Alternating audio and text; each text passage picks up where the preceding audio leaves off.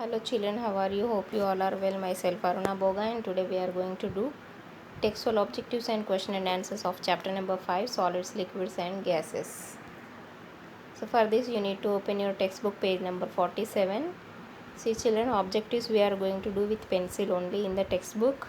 You have to use pencil only to solve these objectives. Okay children, no one will write with pen. So down you can see tick the correct options are there. Question number 1, which of the following is a physical change? So for that the answer is melting of butter. And turn back, come to page number 48, you will get second, tick the correct option. Milk turning sour is a, yes, the answer is chemical change. And question number 3, dash and salt are soluble in water. Along with salt, sugar is soluble. So the answer is sugar. And question number 4, in ice, the water molecules are. Answer is very close to each other.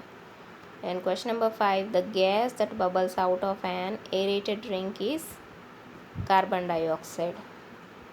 And question B, match the following. See children, in this left hand side questions are given, right hand side description is given. You have to read both question and description, then you will solve as I solved in the textbook. Okay children, you will write like this way only answer. And after that question C, write short question and answers, and question D, answer these questions are there. So question D are the long question and answers. So let us discuss the short question and answers. See, in this first question, what is matter? Matter is anything, the answer is matter is anything that occupies space and has weight. You all are very familiar with this answer, right children? Number 2 question, what are molecules? The answer is all matter can be split into tiny units that are not visible to the naked eye are called molecules. Yes children, molecules means what? Very tiny units which cannot be seen with our eyes. And number 3 question, what are molecules made up of? Answer is molecules are made up of smaller units called atoms. Molecules are made up of again smaller units are called atoms. And question number 4, name any 2 solids, 2 liquids and 2 gases that can dissolve in water. See children, one thing you have to understand, in the question number 4 3 questions are asked. So for the 3 questions I have provided answer in 3 points. Okay children, you have to read the question carefully. Number 1 point in answer, 2 solids that can dissolve in water are sugar and salt. And second point in fourth answer, 2 liquids that can dissolve in water are glycerin and alcohol. And number third point, 2 gases that can dissolve in water are oxygen and carbon dioxide. And here we are concluding with short question and answers. And now we will start with question number D. Answer these question and answers. Number 1 question, why do solids have a fixed shape? Why do solids have a fixed shape? Answer is, in solids the molecules are closely packed and the force of attraction between the molecules is very high, thus solids have a fixed shape. Understood children? In the solids what is happening, the molecules are very closely packed and the attraction between the molecules means the force of attraction between the molecules is very high. So solids are having fixed shape. In question number 2, why do liquids flow? Yes, very good question, no children? The answer is, in liquids the molecules are less closely packed and the force of attraction between the molecules is lesser than that of solids. Thus liquids can flow. Yes, as compared to the solids, in the liquids the molecules are less closely packed, and so that the force of attraction between the molecules is less. That is why they can flow. And question number 3, write 2 differences between liquids and gases. Answer the 3 differences between. See, in the question it has asked to mention only 2 differences, but in answer I have provided 3 differences for your better understanding. Understood children? So let us see the 3 differences between liquids and gases are as follow. So liquids and gases, three points I have provided to you.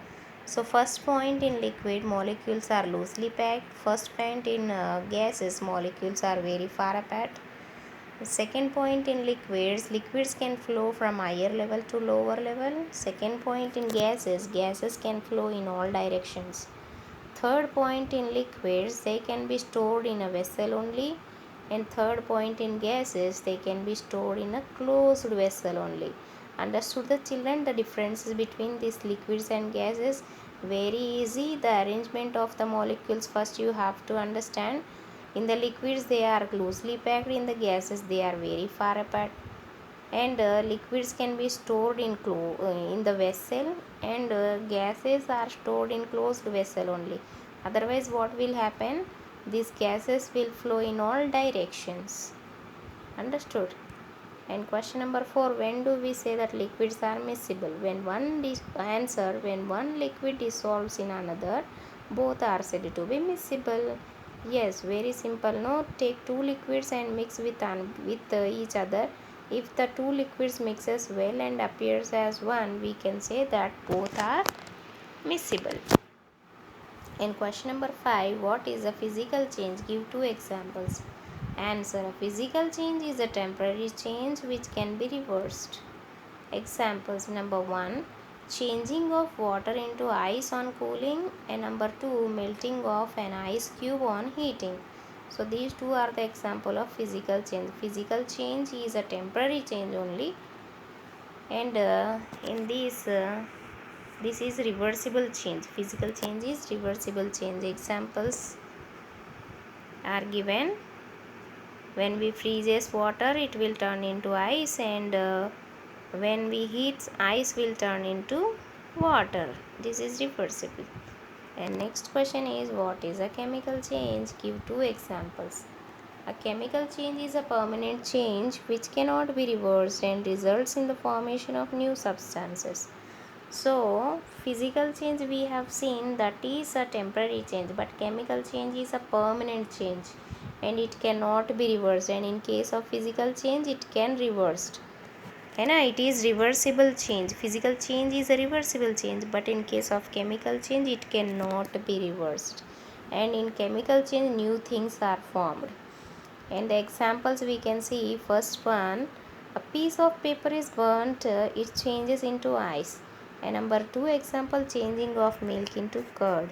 Yes, when we burns, a paper will turn into ice, and milk, when milk turns into curd, again curd will not turn into milk, and again ash will not turn into paper. So these two are permanent changes, means examples of chemical changes. Number 7, give 3 characteristic features of a chemical change. So the answer is 3 characteristic features. 3 characteristic features of a chemical change are: number 1, it is permanent. Number 2, it cannot be reversed. Number 3, it results in the formation of new substances. Yes, absolutely. These 3 we have seen just now in 6th question and answers, right children? Yes, chemical change is a permanent change, it cannot be reversed, and it always forms new substances. Yes children, very good. So thank you very much children. I hope you all of you have understood well. Thank you very much.